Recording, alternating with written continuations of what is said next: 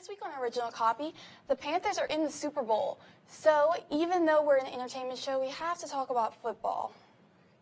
Also, whoa! Keep pounding! Panthers, Panthers, Panthers, Panthers, Panthers. Jordan, you've been wearing that jersey all week. Have you even taken it off yet? Nope. I've been wearing it since the Pro Bowl ended on Sunday. It's good luck. It's gross is what it is. There's nothing gross about it, Michaela. I do everything in this jersey. Seriously, everything? Everything. Was it? It really wasn't.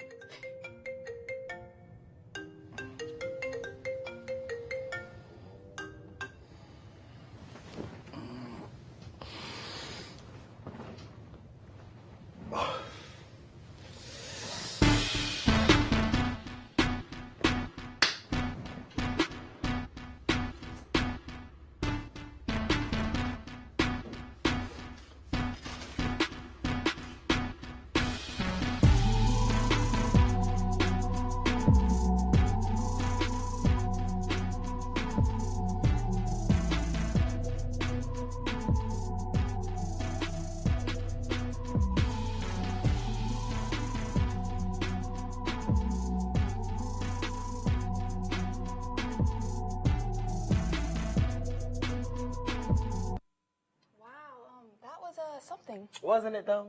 It really was.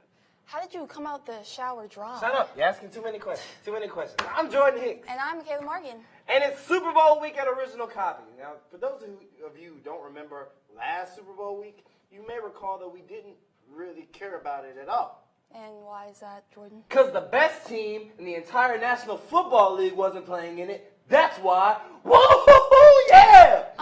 For those who don't know or who don't care, like me, Jordan's favorite team, the Carolina Panthers, will be taking on the Denver Broncos this Sunday in the biggest game in sports, the Super Bowl.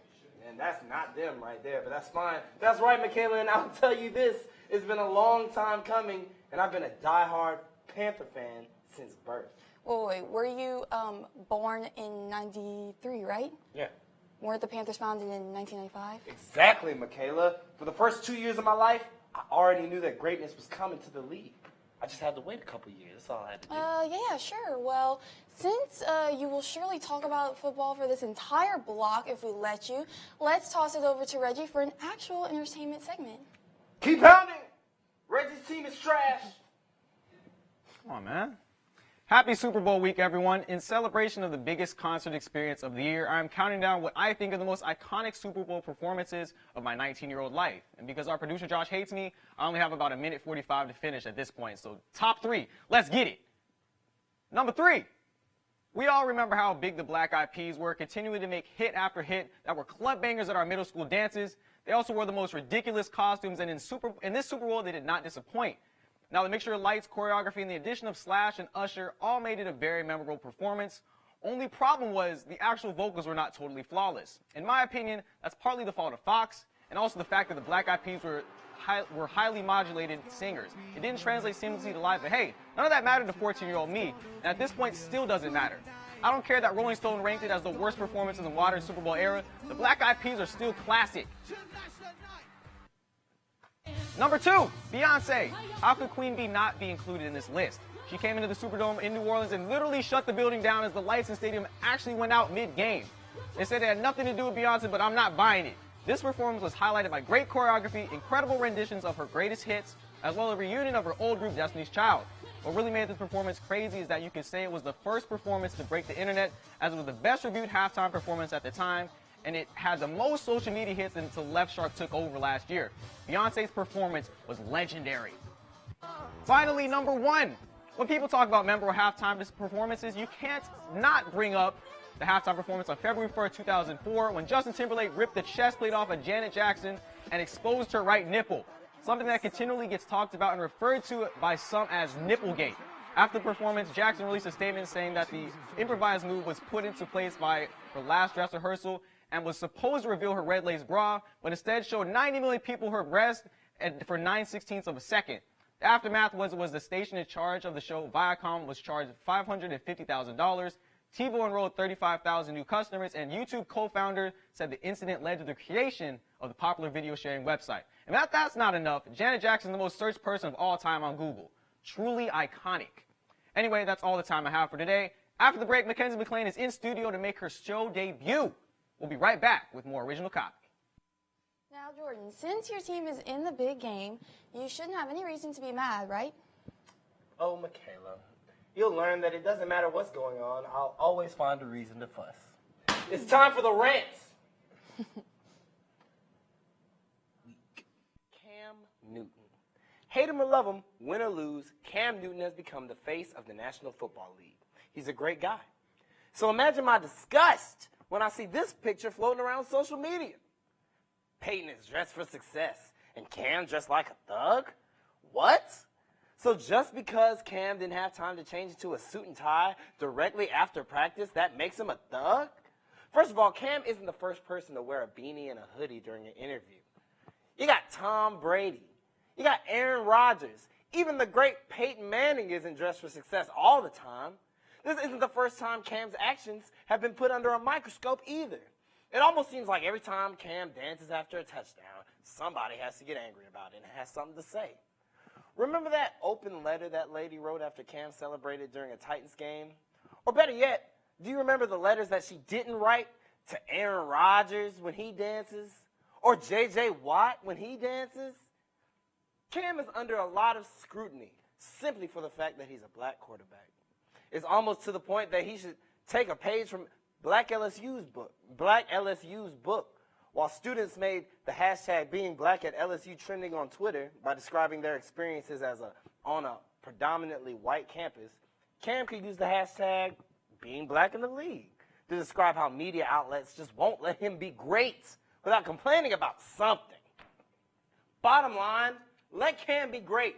He's about to be a champion, for goodness sake. He's the face of the league. Yes, I said it. A black quarterback is the face of the league. And you won't find him failing any drug tests or fighting any dogs or beating his kids. All you're going to see him doing is making touchdowns, dancing, and making kids happy. And being fun, right? Really? What? I mean, I'm not lying. Whatever. Let's take it to Mac in the bag. Hello, everyone, and welcome to Mackie Speaks.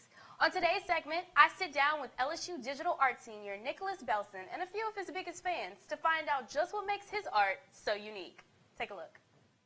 Digital art senior Nicholas Belson hasn't always had the world's support when it came down to pursuing his art dreams, but his passion for his craft wouldn't let him embrace the, quote, technical route. I was always kind of pushed to go towards a more technical route due to job security. Because, you know, people are always going to say, well, if you can do this, you're probably going to like it, but you're not going to make much money. But coming to college, you really start to learn that there's other avenues for you to still pursue the things that you love while still being able to make a pretty successful living off of it. A few of Belson's closest friends stopped by to share their first-hand experiences with his passion and to shine the light on Belson's dedication to his art. Nick is just the type of person who, like, when somebody tell him to do something, he just go out and do it. Like, or if like the moves hit him, he just do it. So like, you don't really have to tell him twice to do anything, or and he don't really have to prepare. He just goes out, say, oh, you need to get this done, I got you, and just do it. Nick draws every day. That's just stuff that he does. Both Belson and his friends agree digital art will continue with him in the future. But it's kind of like I make art a part of my daily life. It feels like something that I want to keep doing. For Tiger TV's Original Copy, I'm Mackenzie McLean. Well, we at Original Copy wish nothing but luck to you in the future, Mr. Belson. Be sure to visit tigertv.tv to watch an extended version of my sit down with Nick. But for now, we're going to take a little break. It's almost time for us to go, but before we do, it's time for some Shout out! Am I ever going to get to say that? Probably not. Shout out to... Can I get a shout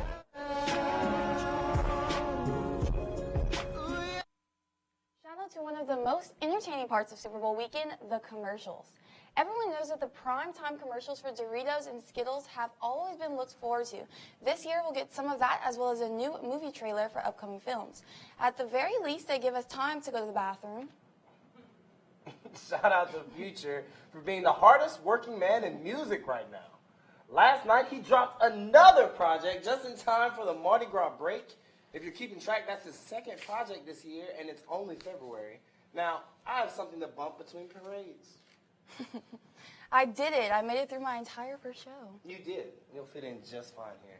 So, on behalf of Michaela and the rest of the original copy cast, happy Mardi Gras, happy Super Bowl, go Panthers, and remember to keep it OC.